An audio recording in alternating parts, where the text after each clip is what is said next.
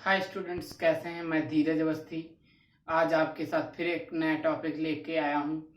नींबू की खेती, नींबू के बारे में जानते हैं। सबसे पहले नींबू के बारे में जानने के साथ साथ उससे संबंधित और कौन कौन से फल हैं उनके बारे में भी जानते हैं। हम लोग जानते हैं नींबू एक विटामिन सी का अच्छा स्रोत है, जिसकी विभिन्न प्रकार की वैरायटियां पाई जाती हैं। जैसे अब इसका वानस्पतिक नाम देखें तो सिट्रस स्पीसीज होता है।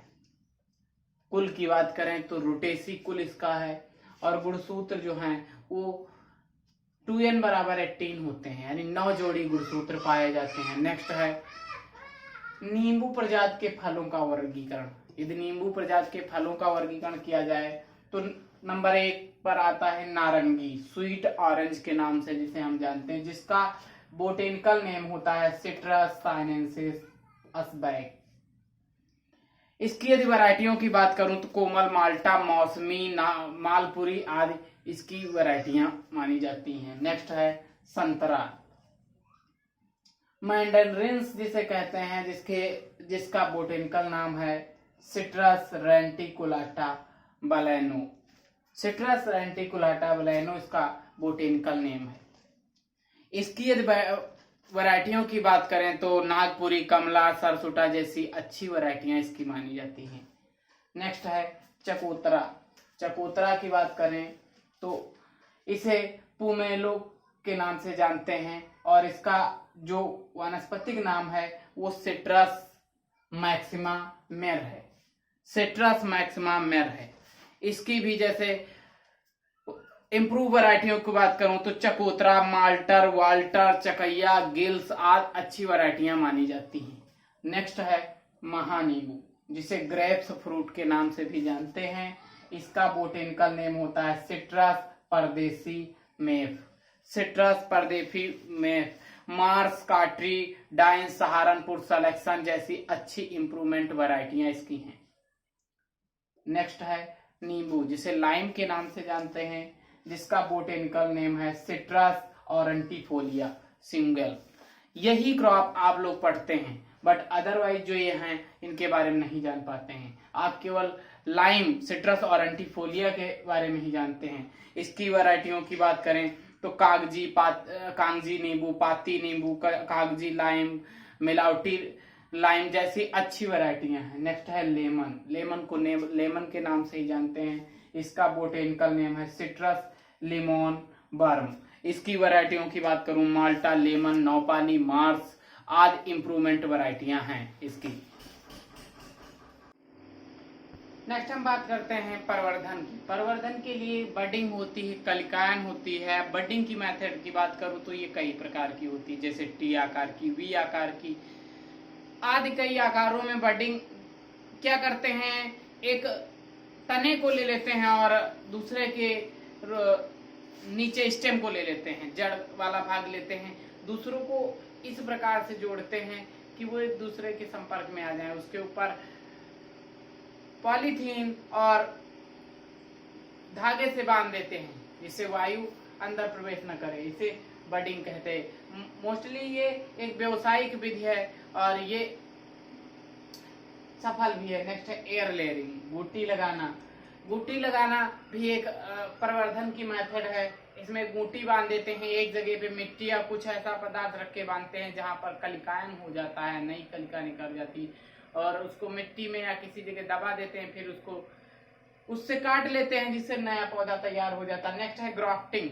ग्राफ्टिंग के द्वारा तैयार किया पौधा मोस्टली उपरोक्त मेथडों से अधिक प्रोडक्शन देता है। नेक्स्ट है प्लांटिंग, पौध लगाना। पौध लगाने के लिए हमें क्या करना चाहिए, पौधों की औसत दूरी जो है सबसे पहले 6 × 6 मीटर पर प्लांट टू रो की डिस्टेंस रखते हुए पौधे लगाना चाहिए। इरिगेशन, समय के अनुसार सिंचाई करना चाहिए। वैसे इसमें एंथ्रेक्नोज, डाईबैक आज बहुत सारी डिसीज लग जाती हैं, इसलिए टाइम पे और सफिशिएंट इरिगेशन करना चाहिए। नेक्स्ट है इंटरकल्चर, निराई गुड़ाई। देखो ये भी एक ऐसी क्रॉप है जिसके अंतर्गत इंटरक्रॉपिंग की जा सकती है, इसलिए हम अपने बाग बगीचों को साफ रखते हैं जिससे दूसरी क्रॉप को उगा सकें।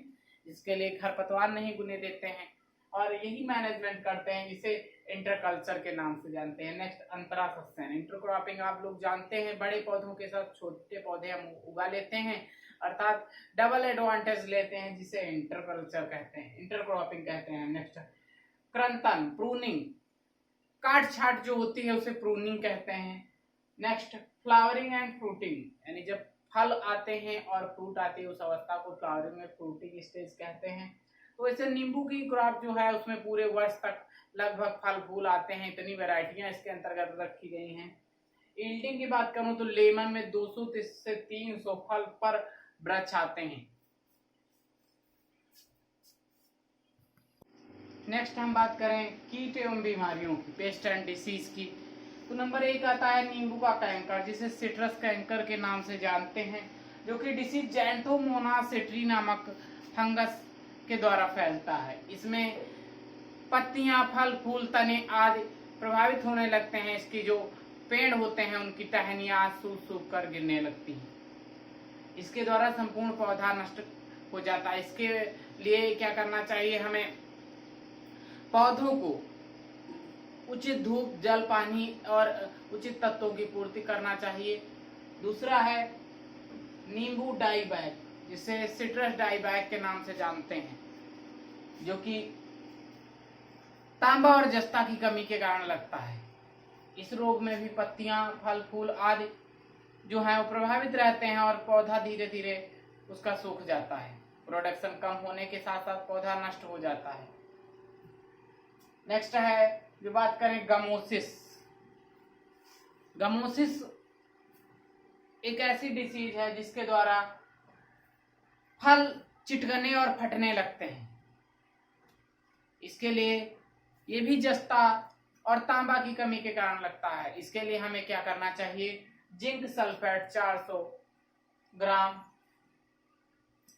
उस स्थान पे लगाना चाहिए जहां से पौधा प्रभावित हो रहा है और जिससे ये डिसीज कंट्रोल की जा सकती है। नेक्स्ट हम बात करते हैं नींबू साइला। नींबू साइला जो होता है ये काफी कीट प्रभावित करता है।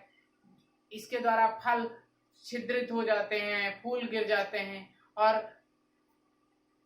फूलों का के साथ साथ फलों का भी ये रस चूस लेते हैं। इसके लिए हमें क्या करना चाहिए, 0.3% इंडोसल्फान यूज करना चाहिए। नेक्स्ट हम बात करें तो फल चूसक सलग। ये कीट जो होता है फल के साथ साथ पत्तियों का भी रस चूस लेता है। इसके लिए भी इंडोसल्फान यूज करना चाहिए। नेक्स्ट है लेमन बटरफ्लाई। जैसा कि नाम है लेमन बटरफ्लाई, ये लेमन में ज्यादा प्रकोपित रहती है, इसीलिए इसे लेमन बटरफ्लाई के नाम से जानते हैं। ये जो कीट होता है ये भी फलों का रस चूस लेता है, पत्तियों का रस चूस लेता है, उनके पुष्पों को नष्ट कर देता है। इसके लिए भी यूज करना चाहिए इंडोसल्फान। मिलीबग ये जैसा उपरोक्त क्रॉप में मैंने बता चुका हूं, वैसे ही ये इस भी क्रॉप में काफी लॉस करता है। इसके लिए भी इंडोसल्फान अथवा किसी पेस्टिसाइड का यूज करना चाहिए। Thank you.